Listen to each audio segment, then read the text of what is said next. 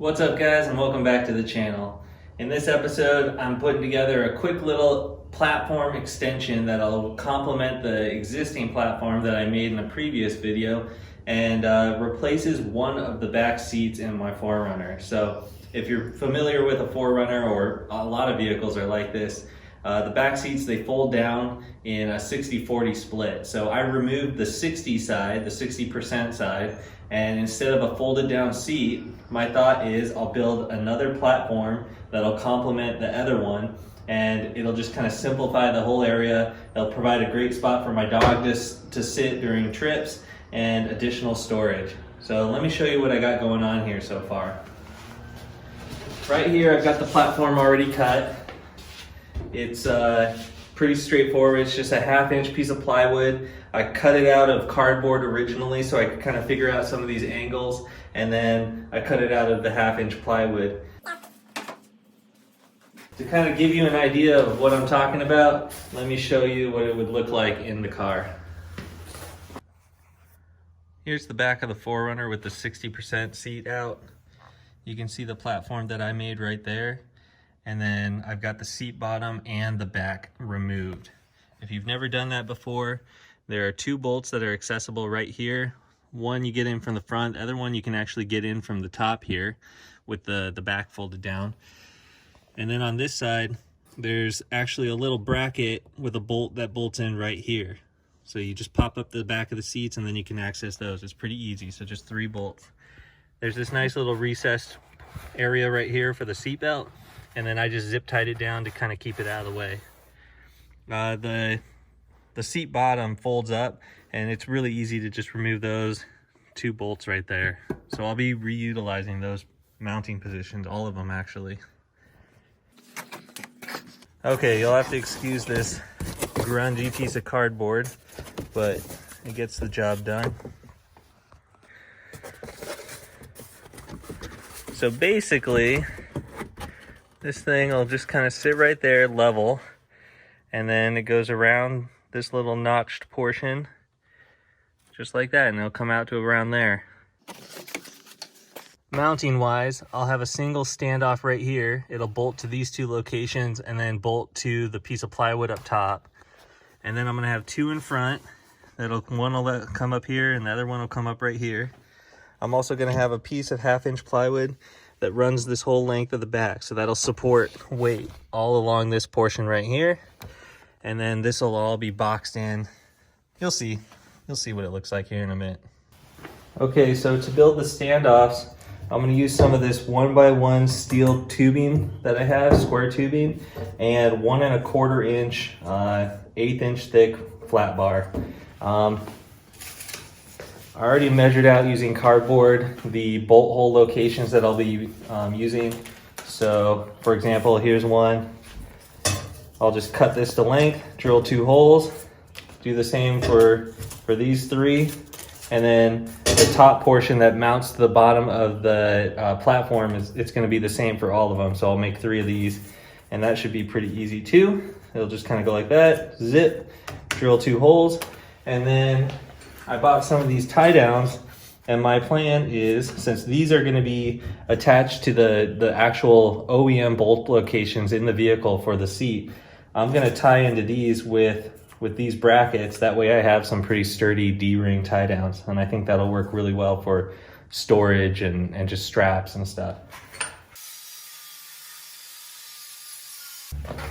And I just got this second grinder from my brother-in-law, shout out Joe.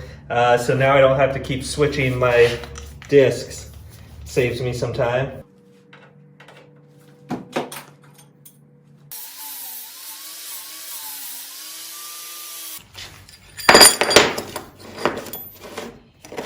Three of those. Now let's make some of these custom pieces. Okay. So these will be cut out to be the brackets that attach to the floor, and then these are the brackets ×3 that attach to the wood. Now I just need to create 3 standoffs. Here I'm making some progress. I took one of these blank flat bars that'll bolt to the vehicle using the seat mounts. I drilled a hole for the bolt and then I had to measure the angle, hammered that down with a mallet. And then here's one of the standoffs. It's 30 degrees. It's gonna go kind of just like that. All right, so I need to make one more of these and then one for the back.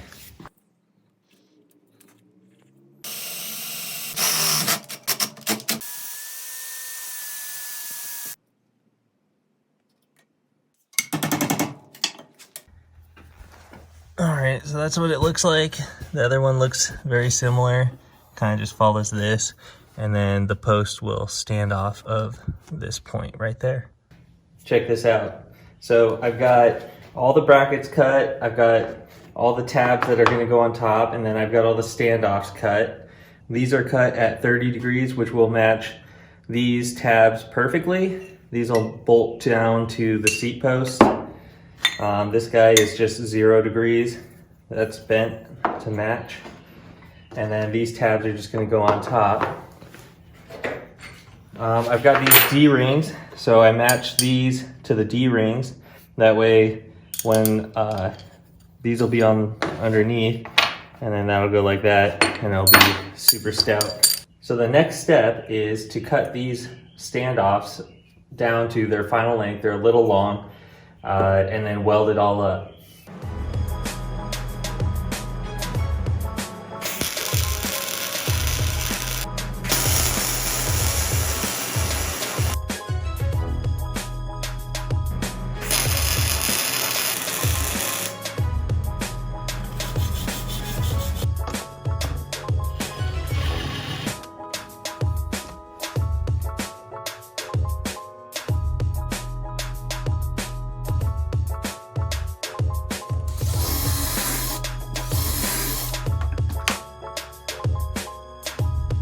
My idea to use pocket holes worked okay, but ideally you would use a thicker material. I've had good success with 3/4 inch, but 1/2 inch is just a bit too thin. So it started to get some splitting, and it doesn't really hide the screw heads very well. But this is all gonna be upside down in the vehicle, and all the screws are on the inside, so you'll never see them, as long as it's structural.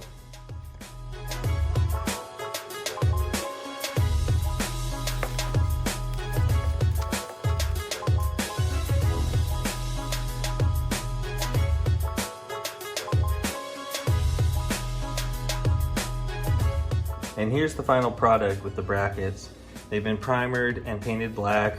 They'll be underneath the platform in the shadows. You'll never see them.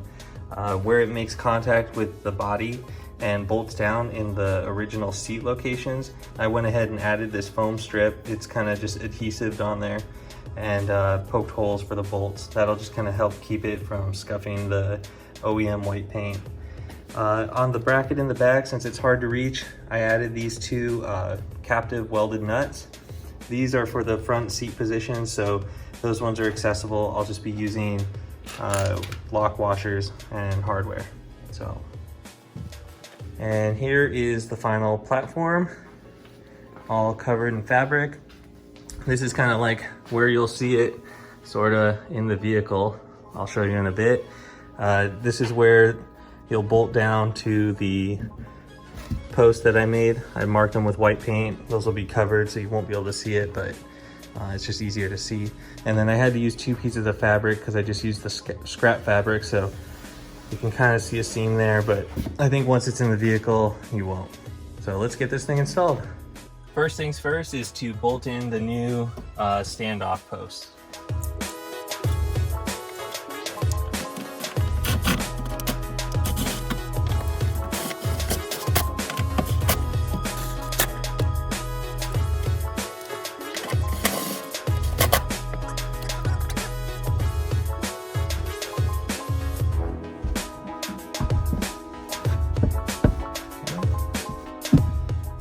The first step will be to put the 2 bolts in at this location.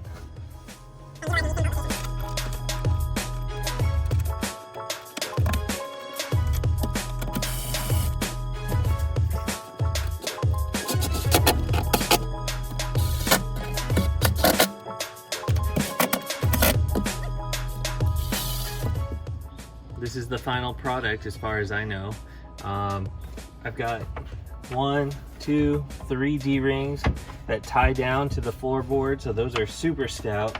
This one is kind of just a floating one, it doesn't go anywhere, but it should provide just, you know, good tie down. As you can see, it fits in nice and flush, so I'll be able to use it when I'm solo camping.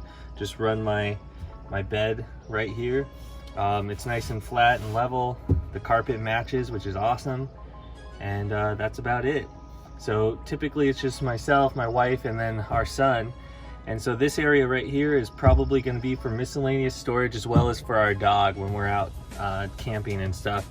And the back is just going to be full of gear. There's also additional storage underneath. So that's kind of one of the pluses of doing something like this, is that you don't have the seat cushion taking up, you know, valuable space. There's a little bit of room underneath here, and of course the footwell. So I'll probably be storing water down here. And maybe in the future I'll show you guys how I end up kind of planning this out. But I'm really excited for how this turned out. I got my new welder in, so this was actually the first welding project. I don't have any close-up shots of that, but you probably don't want to see them anyway. So there will definitely be more to come. I hope you enjoyed this little DIY video. I think it complements the rear platform that I made very well, and I'm looking forward to using it in the future. If you missed it, I do have a video on how to make this rear platform, this leveling platform for 4Runners, but really for any vehicle if you need just like a slide out table or to level it with folded down back seats. And I also have a DIY video on how I made these sliders. So if you want to see how those are made, then check that out as well. All right, with that, I'll go ahead and close out this video. Thanks for watching, and I'll see you next time.